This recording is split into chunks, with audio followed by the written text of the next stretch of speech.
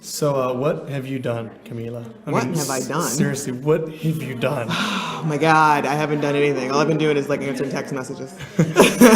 So you are the organizer and what sort of like majestic queen of 48-hour film project, right? Yes, yeah, that's the official title. That's what says on my cards. So tell Pittsburgh what it is, because I think that a lot of people are just learning about it this year. Yeah, it is. Well, basically, it goes on in like 120 cities worldwide, and Pittsburgh is one of them. This is Pittsburgh's, I think, 8th year participating. And what happens is teams sign up online beforehand, and then on that Friday, this past Friday, July 11th, there was a kickoff, and all the teams get together, and then they pull the genre out of the hat. So they get assigned a genre, a line of dialogue, a prop, a character, and they have 48 hours to make a 4 to 7 minute film. And that is just awesome, right? Like Yes. it brings all this sort of artistic talent, professional and amateur together. It's and awesome. smushes them all into like this little bundle of like energy, right? Yes, exactly. And sends them out to the wilds of our region to make art, essentially. So I apologize to anybody who got caught in the crossfire here in Pittsburgh this weekend, because these guys were just trying to make a deadline and trying to make some magic.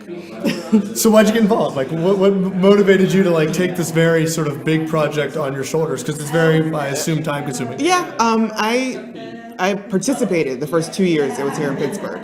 And then that third year, I had decided that I wasn't going to participate because my director that I worked with had moved out of state, and I didn't want to like try to learn anybody new. So I was like, oh, I'm just not going to do it. And then the guys who produced it that year were like, we can't do it anymore. So I was like, hey, I think I can do this. Yeah. And then I sent my resume in to headquarters in DC, and they're like, sure, do it. That's awesome. Well, and you're kind of a regional rock star, and I think that I think that, well, I don't know that you're like an indie one though, and I don't know that everybody knows kind of all the cool stuff that you do. Like you're bringing all kinds of cool things into Pittsburgh, and so here's a chance to kind of like talk about it. So you have Xander coming in. Yes, I do. Nicholas Brendan. Yes. The Xander.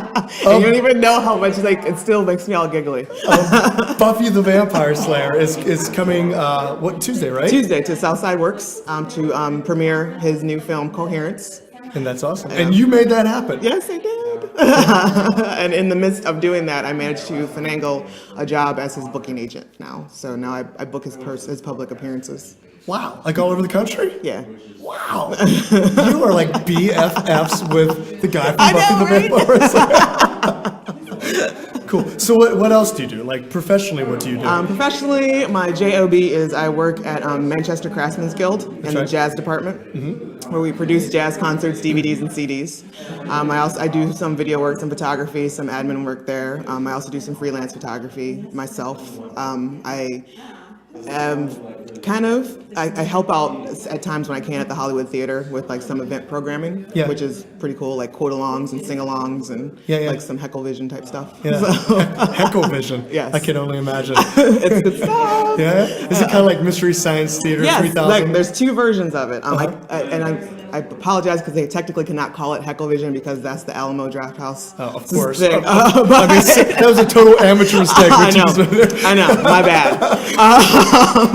But there's a software that you can text your heckles on screen while the movie's playing. So that's one version of it. And then the other version is I bring in like improv troops to actually do like the live mystery. And this happens at the Hollywood in Dormont. Yeah. Like, monthly? No, I was doing it monthly for a while, but I didn't have time. So now it's just kind of like when I can get to it, I'll try to do it. And I'm also been trying to work with the new guys in Lawrenceville as well at the Row House. So once they get their feet firmly planted, then I'll start doing some stuff there. So here's my beef with the city of Pittsburgh, right? Like the Dormont Hollywood Theater does all sorts of cool stuff like this. Yes. And nobody knows about it. I know, and it drives me crazy. And it's also, I found that Pittsburgh, and no run over disrespect, but Diss them. they don't like to cross bridges or go through tunnels to get to their place. All right, it's like, come on, guys. There's some awesome stuff happening right over in Dormont. It's like, 10 minutes, not even from downtown Pittsburgh, and it's just go. It's like a single screen, independent theater. They're doing all sorts of awesome stuff. They're like one of the last places doing the Rocky Horror Picture Show, Shadowcast, and Oh, and it is, and it's I don't know how many of their ancient ancestors have died crossing rivers. like this, there must be this block of like Eastern European descent people, like Polish and Czechoslovakian. Exactly, and they're just like, no. My great great great great granddaddy died crossing, We have some lost river. so many people. I don't trust your bridges, seriously. Cool. So, 48-Hour Film Project is officially kind of wrapping up right now. People are turning in their final projects, and for the next week or so, you'll be screening these. Yeah, at the Hollywood Theater in Dormont. And anybody can come to these screenings. Yes, July 18th, 19th, and 20th. There'll be 4 different screenings with 4 different sets of films, like at least 10 films per screening. And then on the 28th, we'll do the best of screening. We're in an awards ceremony. So we're giving out the awards, and then the best film of Pittsburgh will be announced. And those guys go on to compete against all the other best of cities. Now, is there a grand prize for being the best film in Pittsburgh's competition? Yes, there is some awesome software from headquarters, all sorts of software. Chatham University has sponsored us for a cash prize for our best of film and the runner-up. Cool. So, and trophies, and then, bragging rights. And then you go on to Filmapalooza, which is screening in Hollywood in March.